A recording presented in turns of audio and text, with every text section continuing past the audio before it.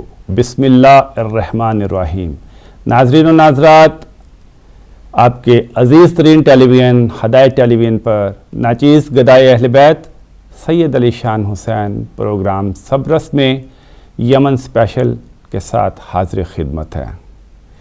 अजीब बात है कि पूरी दुनिया में जहाँ कहीं भी कोई गैर मामूली वाक़या हो तो सबसे पहले अदीब, शायर, मुहक़्क़िक़, नक़्क़ाद उन्हें इसके ऊपर सबसे पहले एहसास होता है और वो इस वाक़े की जुस्तजू में, तहक़ीक़ में और उसके ज़िम्मेदारान की तलाश में निकल पड़ते हैं। और जब इंसानों की बस्ती खून से लालाज़ार बन रही हो तो ये कैसे मुमकिन है कि दुनिया भर के मुहक़्क़िक़, अदीब, दानिश्वर, शायर, नक़्क़ाद और एहसास दिल रखने वाले लोग खामोश बैठे रहे। इसीलिए अल्लाह की इस बनाई हुई ज़मीन के ऊपर जब जहाँ भी फ़साद हुआ, हमने देखा कि इंसान दूसरे की हमदर्दी के लिए उठ खड़ा हुआ। बदकिस्मती ऐसी है कि इस दुनिया में बेशुमार अक़वाम बसती हैं, मगर एक ऐसी कौम भी है जिसके लिए अल्लाह ताला ने अपनी आखिरी किताब और रहमतुल लिल आलमीन को भेजा।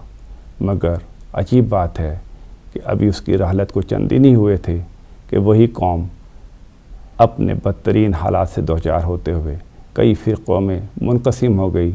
और यही नहीं, हर फ़िरक़े ने दूसरे फ़िरक़े को इल्ज़ाम तराशी करते हुए कहना शुरू कर दिया कि शरीयत और कुरान उसी के पास है, दूसरे काफिर या मुनाफिक हैं और उनका कत्ल बल्कि वाजिबुल कत्ल हैं और उनका खून नहीं पानी है। हम देखते हैं कि खाली सिर्फ यही नहीं बल्कि जन्नत की तकसीम के मामले भी इन ग्रोहों ने अपने हाथों में ले लिए और रसूल खुदा का ख़ानदान ही नहीं बल्कि उनकी इकलौती बेटी भी उनके इस जुल्म सितम से, इस शतम से महफूज नहीं रही और ये सिलसिला आज तक जारी व सारी है। अगर आप दुनिया के नक्शे पर देखें तो आपको कई इस्लामी ममालिक नज़र आएंगे, मगर उन इस्लामी ममालिक की खारजा पॉलिसी क्या है, उनके आपस में रवाबत क्या हैं और उनके गैर मुस्लिमों के साथ रवाबत क्या हैं, ये तमाम जहन रखने वाले ज़हीन लोगों, नक्काद, शायरों और अदीबों के लिए एक लम्हा फ़िक्रिया है। इस सबक आमोज़ दास्तान में आज की दुनिया में 2-3 इस्लामी ममालिक बहुत अहमियत के हामिल हैं, जिनमें मिस्र, तुर्की, ईरान और पाकिस्तान के साथ साथ ख़ास तौर पर सऊदी अरब सर फहरिस्त है। गो फार एशिया में, फार ईस्ट में अगर हम देखें तो इंडोनेशिया, बांग्लादेश और दूसरे ममालिक भी नज़र आते हैं।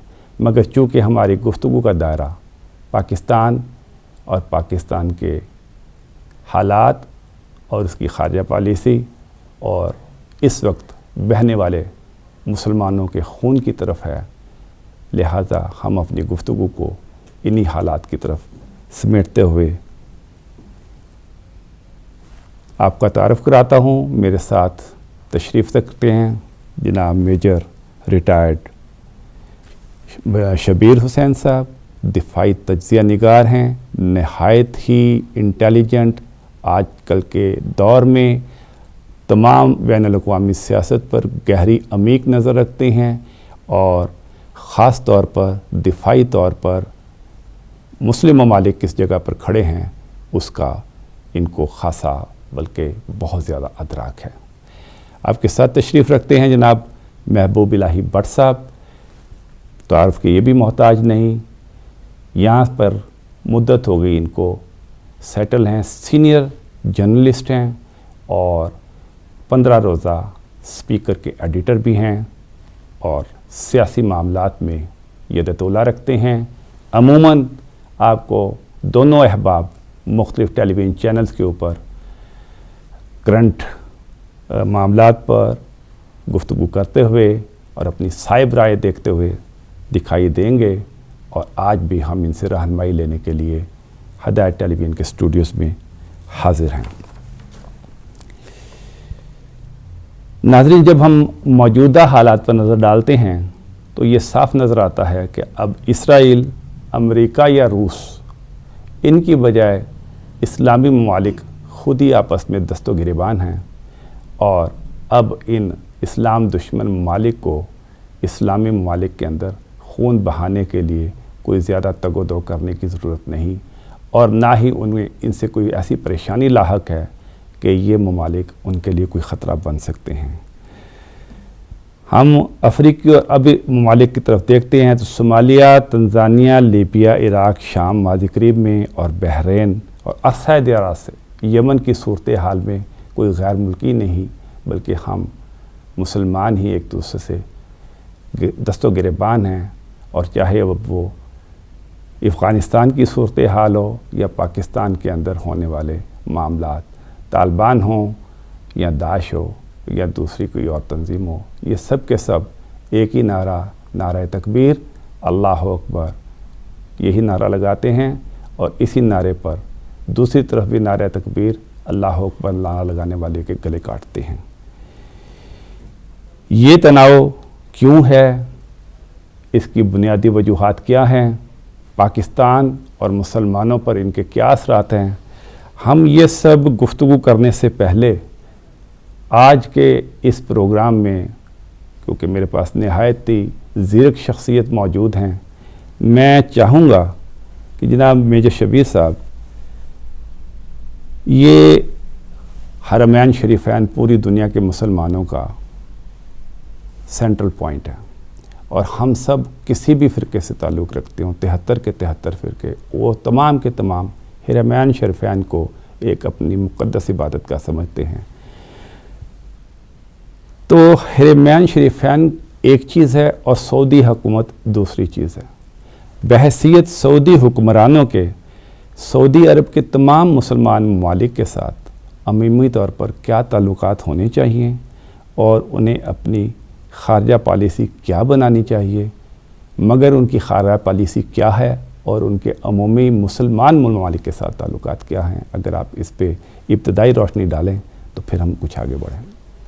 بہت شکریہ سر آپ کا، آپ نے بڑی تفصیل کے ساتھ جو بھی تمام چیزوں کا اقتباس کیا ہے، جو بھی کچھ کہا ہے، بڑا پریسائسلی آپ نے یہ سارا کچھ بیان کیا ہے۔ انفارچونیٹلی میں شروع یہاں سے کرتا ہوں کہ مسلمانوں کا جو سب سے بڑا المیہ ہے وہ جہالت ہے۔ جب تک جہالت کا کوئی حساب نہیں کر سکتے مسلمان، اس وقت تک ہم کسی ڈائریکشن کی طرف جا نہیں سکتے۔ انفارچونیٹلی ہم 1400 سال پیچھے چلے جائیں گے، اور وہاں سے آپ کو پتہ چل جائے گا کہ غاصبین نے کس طرح سے اسلام کا رخ کس جانب کو موڑا اور کس طریقے سے آپ کو پروان چڑھایا ہے۔ اور ریسنٹ ہسٹری میں بہت سی پالیٹکس انوالو ہیں، بہت سی چیزوں کو آپ سیکٹیرین ایشو دیتے ہیں، لیکن بنیادی جو نقطہ ہے، جس طرح سے میں سمجھتا ہوں، وہ سب سے بڑی جو ریزن ہے وہ صرف اور صرف جہالت ہے۔ جب تک ہم اس جہالت کے دلدل سے نہیں نکلتے، ہم اسی طرح سے بھٹکتے رہیں گے اور اسی طرح سے مار کھاتے رہیں گے، اسی شرمندگی کا شکار رہیں گے جو آج ہیں۔ میں تو یوں تک کہتا ہوں کہ کل ایسا وقت آنے والا ہے کہ جب ہم ان لوگوں کی صف میں شامل ہوں گے، میں مسلمانوں کی بات کر رہا ہوں، یا تھرڈ ورلڈ کنٹریز جو انڈر پریولیج لوگ ہیں، جس سے ہم بھی بلانگ کرتے ہیں، میں بھی کہ ہم اپنے آپ کو فارچونیٹ سمجھیں کہ یہاں پہ آ کے آپ کا تھوڑا سا ویژن اور طرح سے ہو جاتا ہے، یا آپ ان چیزوں کو اس اینگل سے دیکھنا شروع کر دیتے ہیں۔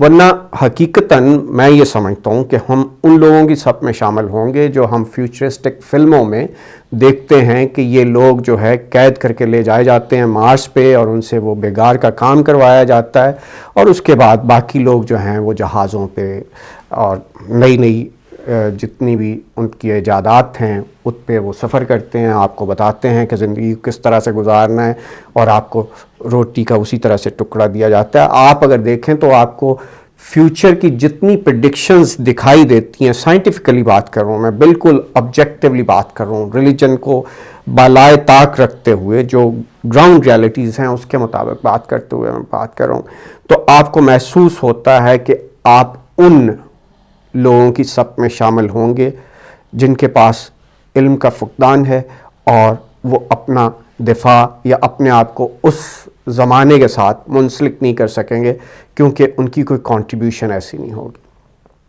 اب particularly talking in terms of this current crisis, جو آپ نے یمن کا ذکر کیا، جس طرح سے آپ نے 5 ممالک کا ذکر کیا، پاکستان اگر آپ دیکھیں تو پاکستان بہت بہت امپورٹنٹ ملک ہے مسلم امہ میں، خاص کر ڈسپائٹ دا ریالٹی کہ ہم ایز اے قوم ابھی تک قوم نہیں بن سکے، ایز اے اکنامک کوئی ہماری حیثیت نہیں ہے، ہم گداگر ہیں، ہم ہر اعتبار سے لوگوں پہ ڈپینڈنٹ ہیں.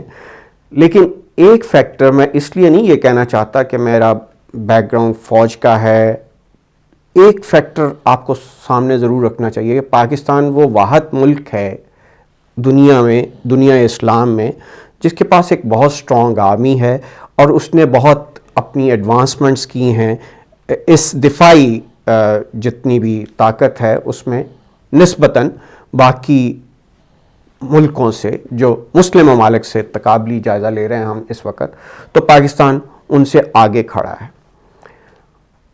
پاکستان اگر چاہے، اگر ایک ڈائریکشن صحیح ہو تو پاکستان اپنے آپ کو بہت بہتر راہ پہ گامزن کر سکتا ہے. لیکن انفارچونیٹلی یہی جو ممالک جن کا آپ نے ذکر کیا، خاص کر اس میں سعودی عربیہ سر فہرست ہے. آپ دیکھ لیں اپنی ریسنٹ ہسٹری سعودی عربیہ کا، جتنے بھی انفارچونیٹلی لوگ اس کو کسی بھی اعتبار سے آبجیکٹیولی دیکھنے کے لیے تیار نہیں ہیں، کیونکہ ہم سارے کے سارے، چاہے وہ شیعہ ہیں، چاہے وہ سنی ہیں، چاہے وہ کسی بھی فرقے سے یا کسی بھی بلیف سے بلونگ کرتے ہیں، ہم سارے کے سارے کسی نہ کسی طور پہ اپنے اپنے بلیفز کے غلام ہیں. ہم اس سے باہر نکل کے سوچنے کی سکت نہیں رکھتے. ہمارا کوئی آبجیکٹیو انالیسس نہیں ہے. ہم اس اعتبار سے اپنے آپ کو اکٹھا کر کے اپنی زندگی کو امپروو کرنے کے لیے تیار ہی نہیں ہیں، کیونکہ ہم کسی دوسرے شخص کی بات کو سننا گوارا ہی نہیں کرتے. اس کے بارے میں سوچنا تو درکنار، مطلب یہ بہت ریئر ہوتا ہے کہ آپ اس مقام پہ پہنچیں جہاں پہ آپ تفکر کر سکیں. ہو سکتا ہے کہ ہم میں بہت سی غلطیاں ہوں. ایز مائی سیلف مجھے اپنے آپ کو اوپن رکھنا چاہیے کہ آپ کوئی بات کرتے ہیں تو میں کوئی نعوذ باللہ کوئی علم کا گہوارہ تو ہو نہیں سکتا. انسان تو اب ساری زندگی اپنے پہلے دن سے لحد تک وہ ہر وقت کچھ نہ کچھ حاصل ہی کرتا رہتا ہے. اس کو احساس ہوتا ہے، ہر روز ہمیں احساس ہوتا ہے کہ یہ مجھے کل نہیں پتا تھا، یہ مجھے آج صبح تک نہیں پتا تھا. کوئی نہ کوئی نئی چیز ہم سیکھتے ہیں. تو اگر ہم آبجیکٹیولی اپنی ان تمام چیزوں کا احساس کرنا شروع کر دیں، ادراک کرنا شروع کر دیں، اور اس کو انڈیویجول سے لے کے اگر آپ شروع کریں اور پھر ملکوں تک آ جائیں تو شاید ہمارے پرابلم سالو ہو جائیں. لیکن دوسری جانب اگر آپ دیکھیں تو یہ بہت بہت بڑا ٹاسک ہے. شاید اگر ایسا ہو سکتا تو آپ نے پہلے بھی کہا کہ نبی کریم کو اس قوم کے لیے بھیجا. انفارچونیٹلی بندہ کئی دفعہ سوچتا ہے کہ یار یہ کیسی بدبخت قوم ہے کہ جہاں پہ اللہ تعالیٰ ڈیفینیٹلی اللہ نے جہاں پہ بھی نبی کو بھیجا، جس نبی کو جہاں پہ بھی اس نے پیغمبروں کو بھیجا، تو وہ قوم میں تو بہت گہرائی کا شکار تھیں، بہت نیچے گری ہوئی تھیں. تو لیکن obviously اللہ نے اپنے جو مذہب کو کمپلیٹ کیا، انسان کی جو پروان چڑھایا اللہ تعالیٰ نے، جس طرح سے ہمارا ایمان ہے، تو یہاں پہ آپ کے منتج کیا ان تمام چیزوں کو، تو ہم تو اس کے باوجود نہیں سمجھ سکے. امتحان تو تب سے چل رہا ہے اور اسی طرح سے چلتا رہے گا. سعودی عرب خاص کر جو کہ محور ہے، جہاں پہ ہر کسی کو حرمین شریفین کا ہم پہلے آپ نے بھی ذکر کر دیا کہ ہر کسی کے لیے وہ سب سے زیادہ محترم جگہ ہے. اللہ کے گھر سے زیادہ تو کسی کو کوئی چیز زیادہ عزیز نہیں ہو سکتی. پھر اس کے بعد نبی کا روضہ ہے وہاں پہ، تو وہ تو ہم سب کو بہت زیادہ عزیز ہے. لیکن سب سے زیادہ اہم تو یہ ہے کہ ان کی جو احکامات ہیں ان پہ ہم پیروی کر رہے ہیں، اس طرح کے زندگی کو دیکھ رہے ہیں. انسانیت کا کوئی تقاضا ہے کسی بھی طریقے سے آپ کسی دوسرے ملک میں جا کے اس طرح سے بمباری کر دیں، بچوں کو مار دیں، یہ سارا کچھ کر دیں. کسی جگہ پہ ایجپٹ میں جا کے آپ ان کی حکومت کو جس طرح سے چاہیں وہ کر لیں، سیریا میں جا کے آپ داعش بنا دیں، باقی جگہ پہ جا کے آپ ہر اعتبار سے جو وہ سارا کچھ کریں جو آپ اپنے خاندان کے لیے کر سکتے ہیں. تو اب مسلم امت جب تک اس بارے میں جاگ نہیں پاتی اور یہ سوچ نہیں سکتی کہ یہ دو مختلف چیزیں ہیں، حرمین شریفین یا آپ کا ایمان علیحدہ ہے، یہ رائلٹیز جو ہیں یہ علیحدہ قسم کے لوگ ہیں، یہ تو غاصبین ہیں بیسیکلی. یہ پہلے کلونیلزم جو تھا وہ اور اینگل سے دیکھا جاتا تھا. پہلے جو تھے آپ کو جو بھی علم زیادہ رکھتے تھے وہ لوگ آپ کو اور انداز سے غالب کیے ہوئے تھے، آپ کو کالونائز کیا ہوا تھا. اس کے بعد یہ ان کے شاخسانے ہیں. میری نظر میں تو یہ جتنی بھی کنگڈمز ہیں، جتنے بھی شیخڈمز ہیں، تو وہ تو سارے کے سارے اس اعتبار سے آپ کو اکنامکلی ڈومینیٹ کرنے کے لیے ان کے تھرو یہ سارا کچھ ہو رہا ہے. لیکن میرا ذاتی رائے، ابھی تو میں ابتدائی طور پہ اس پہ بات یہی کہہ سکتا ہوں کہ میری ذاتی رائے میں it's the beginning of the end of something very drastic.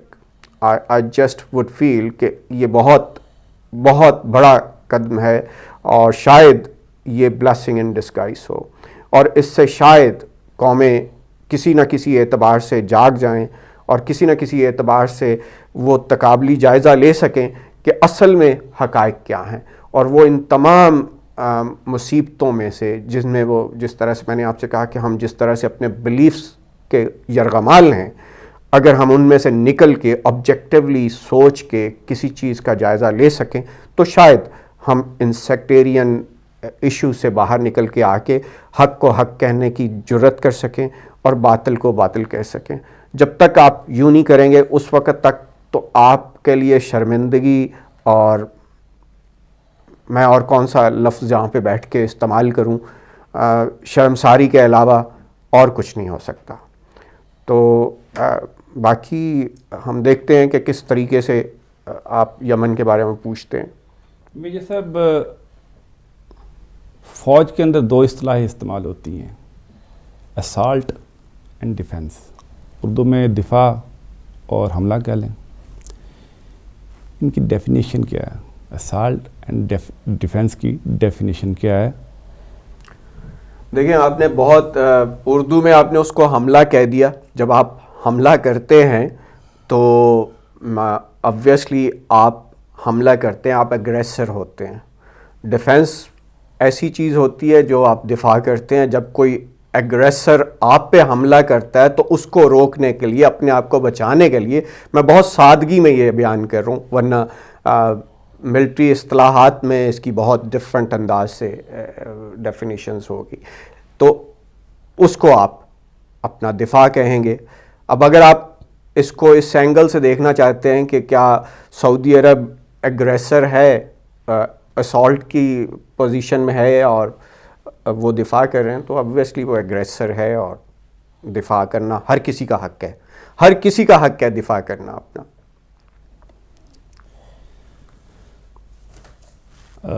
کالیں لینا تو نہیں چاہ رہے مگر کال آ رہی ہے، دیکھتے ہیں. السلام علیکم. کون صاحب کہاں سے؟ السلام علیکم. وعلیکم السلام. جی کون صاحب کہاں سے؟ علی صاحب احمد بول رہا ہوں. جی احمد صاحب، کیا حال ہے آپ کے؟ آپ کے مہمانوں کو آپ کو بہت بہت سلام پیش کرتا ہوں. وعلیکم السلام. شبیر صاحب کو بھی میں گزارش یہ میرا اپنا میں اوپینین میں پوچھنا اس لیے تھوڑا سا کنفرم کرنا چاہتا ہوں کہ جیسے امت مسلمہ میں اسے تفرقے میں پڑے ہوئے ہیں، ایک دوسرے کے دستوں گریبان جیسے آپ نے ذکر کیا، کیا فوج میں ضیاء الحق کے زمانے میں یہ چیز مذہبی جو تھا منافت یا اختلافات، اس نے میرا خیال کچھ فارم بھیجے تھے اور یہ کنفرم کیا تھا، تو یہ جو ہمارے ملک میں جو بیماری پھیلائی تھی وہ تو بدبخت چلا گیا، لیکن ابھی خدا کے فضل سے جو نئی قیادت آئی ہے،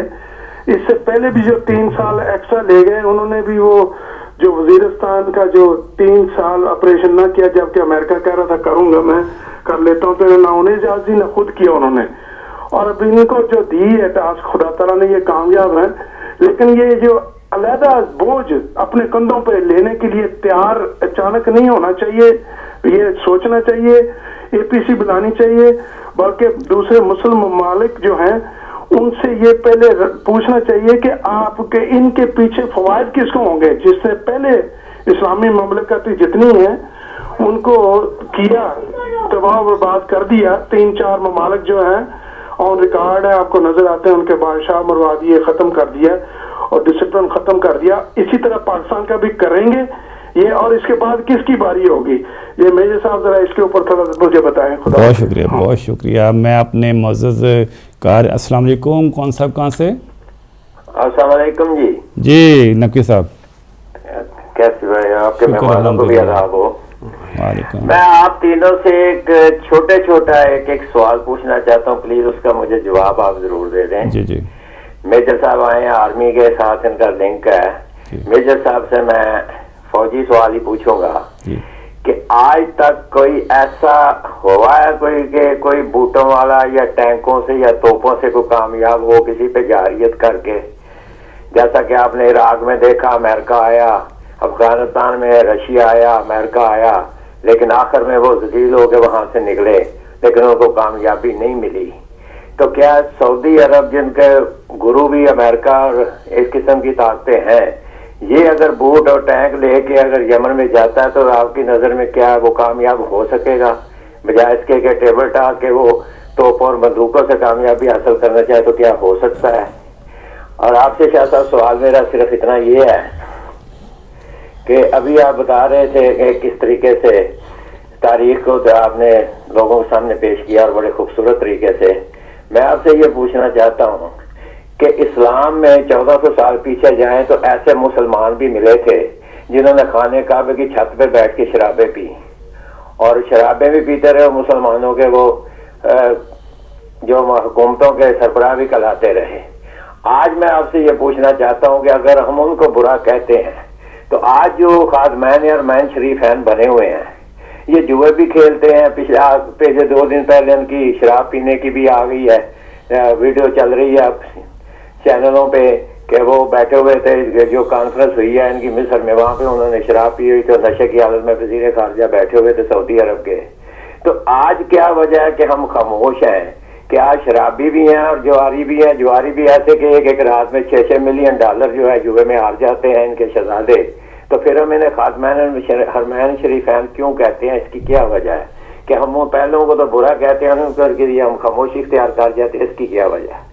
और तीसरे भाई साहब हैं हमारे भट्ट साहब, इनसे मैं ये सवाल पूछना चाहता हूँ, मुझे सिर्फ इतना बताया जाए कि पाकिस्तान में जब जारियत होती है, और जारियत भी करने वाली ये सऊदी अरब जैसे ही मुल्क है जिसने 60,000 आदमियों में, जो 60,000 आदमी हमारे अभी तक मारे जा चुके हैं, आप मुझे सिर्फ इतना बताएं कि इसमें सऊदी अरब का कितना हाथ है, कितने पैसे ये लोगों को देता रहे मदरसे में, और कितने लोगों को ये असला दे के पाकिस्तान में दहशतगर्दी करवाता रहा है। और पाकिस्तान में अगर सऊदी अरब दहशतगर्दी करवाए तो हमारा भाई है, और हम उसके साथ मिल के लोगों दूसरों की दहशतगर्दी के मुकाबले के लिए उसके साथ हम कंधे से कंधा मिला के खड़े होते हैं। लेकिन अपने मुल्क में दहशतगर्दी हो तो सिर्फ अपनी मिलें बचाने के लिए हम खामोश रहते हैं। और इसकी क्या वजह है? ये क्यों खामोशी है और क्यों इसका साथ दिया जाता है, जो कि खुद जारियत कर रहा है? और पाकिस्तान हमेशा से जारियत के खिलाफ रहा है। यमन के साथ जारियत भी होती है और हम उसका साथी भी बने हुए हैं, और उसके भाई भी हैं, और उसके साथ अपनी जान देने के लिए भी तैयार है। इसकी क्या वजह है? क्योंकि खाना काबा तो हर मुसलमान का है, और यमनी मुसलमान है, और मुसलमान होने की वजह से वो खाने काबे को तो कभी कोई गंद पहुंचा नहीं सकते। तो क्या वजह है कि सऊदी अरब ने क्यों ये तरीका इख्तियार किया है कि वो खाने काबे को इस्तेमाल कर रहा है और अपनी जान बचाने के लिए वक्त उसके गिर्द घेरा तंग हो रहा है, लेकिन मदीना और खाने काबे को इस्तेमाल करके अपने मकसद को कामयाब करने की कोशिश कर रहा है? क्या इसमें वो सही बात कर रहा है या गलत बात कर रही है? आपसे सवाल है मेरा। थैंक यू जी। बहुत शुक्रिया नकवी साहब, बहुत शुक्रिया। मैं अपने क़ारीन, मुझे मालूम है कि ये बड़ा बर्निंग पॉइंट है, और मैं चाह तो ये रहा था कि वक्फे के बाद आप सवालात के लिए आते, ताकि हम एक हद तक इस प्रोग्राम में इस मामले को कुछ थोड़ा सा इसकी तस्वीर बना लेते। मगर चूँकि कॉलर आ गए, और आइंदा जो कॉलर आने वाले हैं उनसे मेरी बहुत हम्बल रिक्वेस्ट है, बहुत मुख्तसर सिर्फ सवाल करें, जवाब साथ देने की कोशिश ना करें, छोटा छोटा सवाल करें, और ऐसा सवाल करें जिसका हम फिर आपको जवाब दें। बरसा मैं आपकी तरफ आता हूं, और क्योंकि अब बहुत सारा तो मेरा जो था प्रोग्राम वो चौपट हो गया, तो सीधा हम नकवी साहब के सवाल की तरफ आते हैं। उनका दरअसल कहने का मकसद ये है कि हरमैन शरीफैन की आड़ में क्या सऊदी हुकूमत जो कि एक सियासी हुकूमत है उसको ये इख्तियार हासिल है कि वो जिस मुल्क पर चाहे हमला करे, मगर जवाब में उस पर इसलिए हमला नहीं किया जा सकता कि वहाँ पे हरमैन शरीफैन है। ये क्या दुरुस्त है या ऐसा होना चाहिए या उनको ये हक हासिल है? बहुत शुक्रिया सैयद अली शान बुखारी साहब, शायर अहले बैत। और मैं समझता मेरे लिए ये एक एजाज़ है कि मेजर शबीर साहब मेरे बड़े पुराने दोस्त, मेरे मेहरबान, आज उनकी साथ बैठ के इस प्रोग्राम में शिरकत का मौका मिला। जहाँ तक बात है नकवी साहब के सवाल की, मैं तमहीद की तरफ नहीं आता क्योंकि तमहीद आप दोनों भाई पहले बांध चुके हैं कि उनका सवाल नहीं था बल्कि सवालात का एक मजमुआ था। और गो कि आज का प्रोग्राम पाकिस्तान के हवाले से तो नहीं है, लेकिन चूंकि सवाल ले लिया गया प्रोग्राम में इसलिए जवाब देना, हम पोर्शन हाँ जो वो जिस तरफ इशारा कर रहे थे कि जो चूंकि सवाल प्रोग्राम में ले लिया गया इसलिए हमें उसका जवाब भी देना पड़ेगा।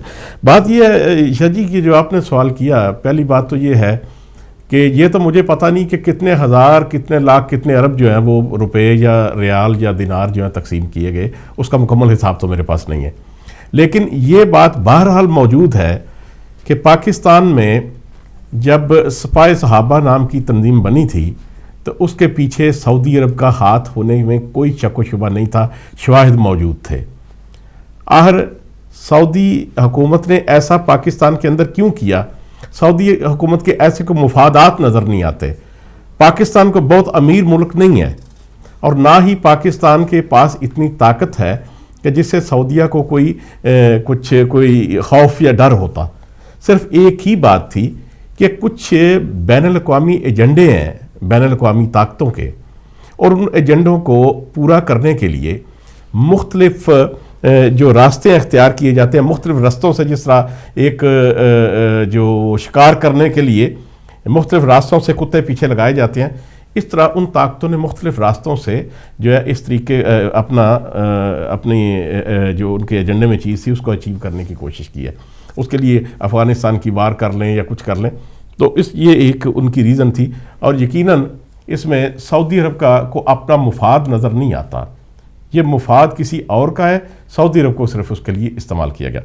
बाकी जो आपके सवाल का ये हिस्सा है हादमैन हरम शरीफ वाला, बात यह है कि अगर मेरे घर पर कोई आकर हमला करे तो फिर तो मुझे इस बात का दफा करने का हक हासिल है कि मेरे घर में चूँकि मेरे अहले खाना मौजूद हैं और उनका दफा बहसियत उस घर के सरबराह के करना मेरा फ़र्ज़ है।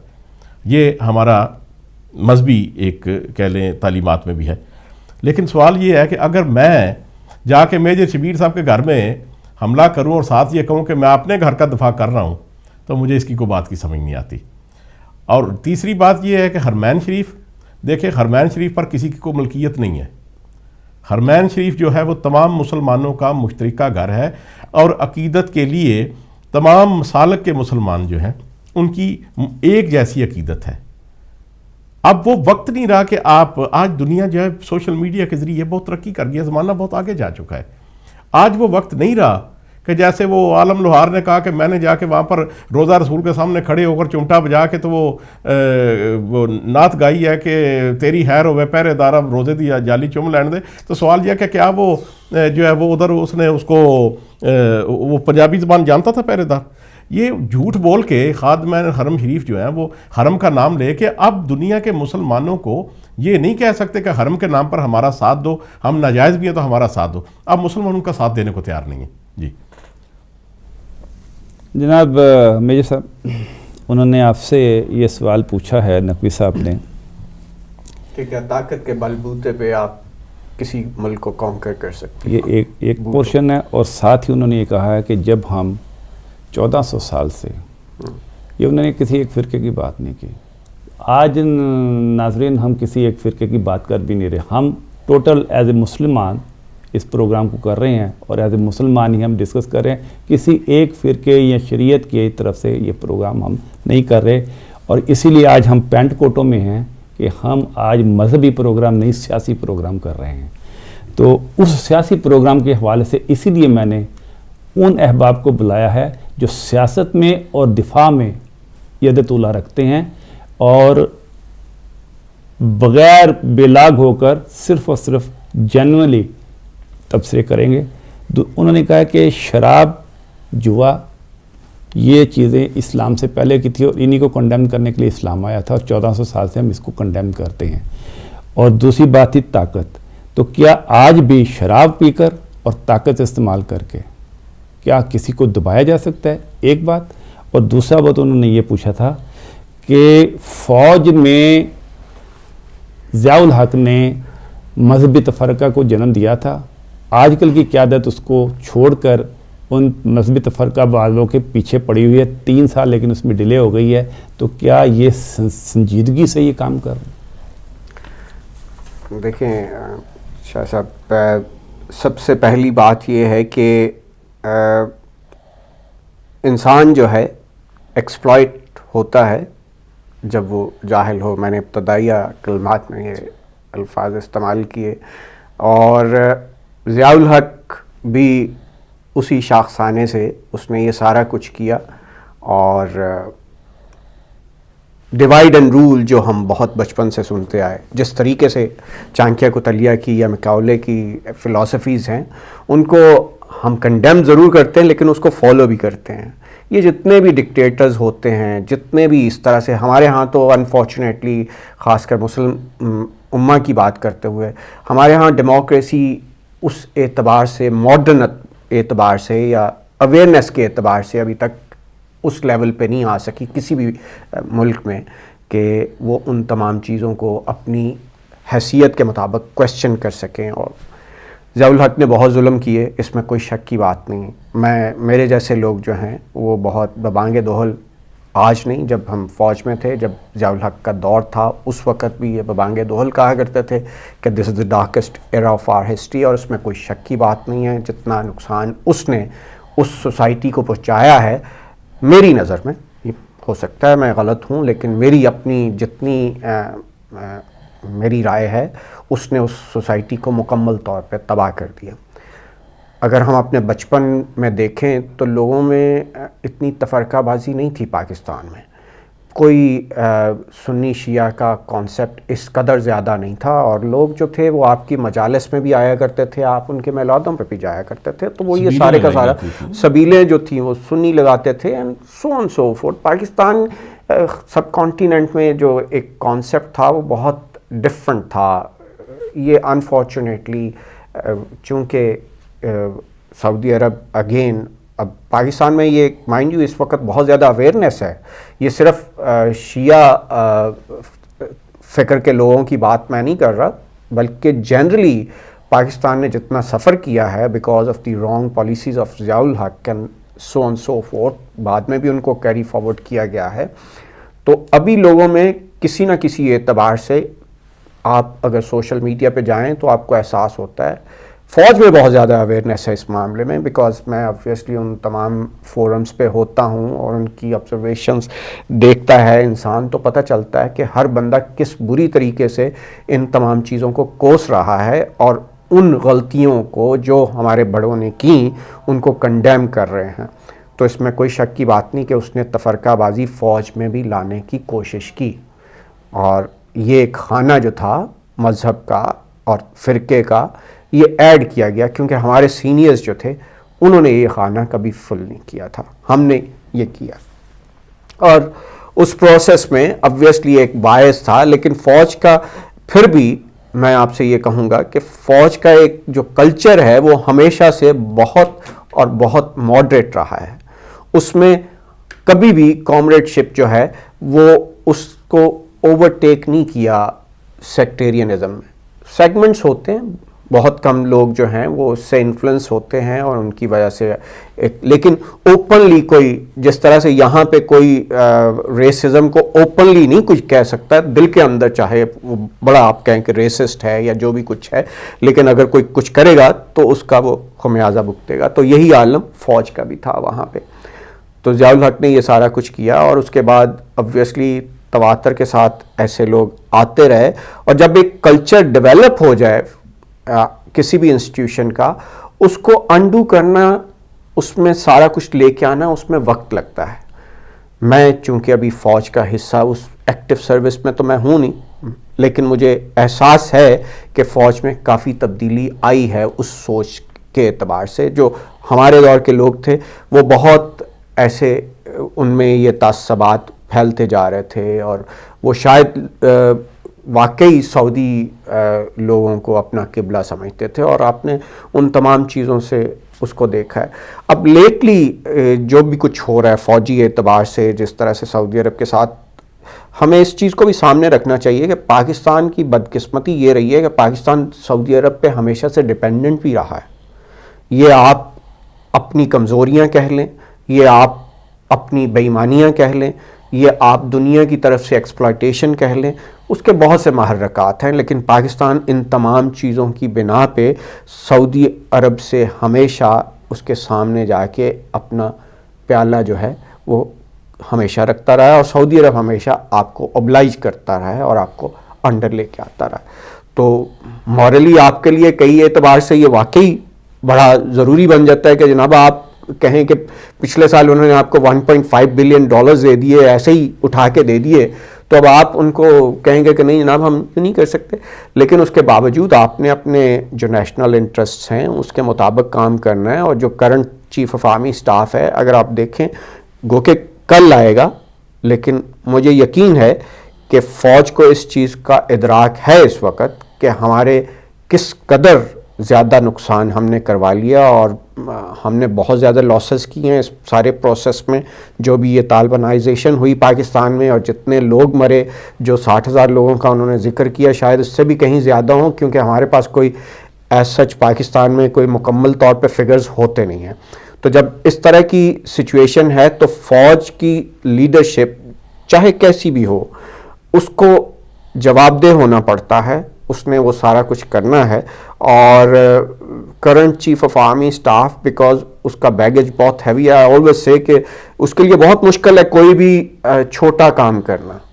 وہ بھائی ہے شبیر شریف کا، وہ بھانجا ہے عزیز بھٹی کا، تو ہی کانٹ لیٹ دیٹ، یہ ہماری سائیکی میں ہے، it's not possible for him to fall down. He would always be very sincere to the nation and he will always prove کہ جناب میں پاکستان کے لیے مخلص ہوں۔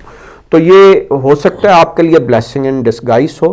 ابھی آپ نے دیکھا ہے ابھی جتنے بھی پرائم منسٹر بھی جو ہے وہ اس وقت جا رہے ہیں، صرف دورے کرنے جا رہے ہیں OIC کو فعال کرنے کے لیے، تو پاکستان نے اس اعتبار سے فوج نے اپنے آپ کو کمٹ نہیں کیا۔ تو جہاں تک ان کا سوال تھا کہ کیا فوجی بوٹوں کے ذریعے آپ کسی چیز کو جیت سکتے ہیں، یہ پچھلے دور کی باتیں تھیں، بہت جب انسان کی سوچ اس مقام پہ نہیں پہنچی تھی۔ ابھی تو انسان جو ہے وہ بم باندھ کے سامنے آ جاتا ہے بہت جلدی میں، تو ابھی تو پاسبل ہی نہیں ہے کہ فوج سے آپ بوٹوں سے آپ کسی بھی چیز کو کچل دیں، یہ سارا کچھ کر لیں۔ تو اس سے اعتبار سے لیٹس سی کہ کیا ہوتا ہے۔ ہاں، بہت شکریہ جناب نقوی صاحب، آپ کے دونوں سوالوں کے بڑے کمپریہنسو جو آپ دونوں مہمانوں نے دے دیے۔ تو آپ کے تیسرا سوال جو آپ نے کیا ہے اس کا بھی میں نے اپنی بجائے مہمانوں سے آپ کو جواب لے دیا ہے۔ وقت ہو گیا ہے ایک مختصر سے وقفے کا۔ میرے مہمان میرے ساتھ موجود ہیں، بہت اہم گفتگو ہے۔ وقفے سے واپس آ کر سیاسی طور پر محبوب الہی بٹ صاحب سے بہت ہی اہم سوال کرنے جا رہا ہوں۔ ٹیلی ویژن کے پاس رہیے گا ورنہ بعد میں آپ کو افسوس ہوگا۔ لہذا ایک چھوٹے سے بریک کی طرف چلتے ہیں اور واپس آتے ہیں چھوٹے سے وقفے کے بعد۔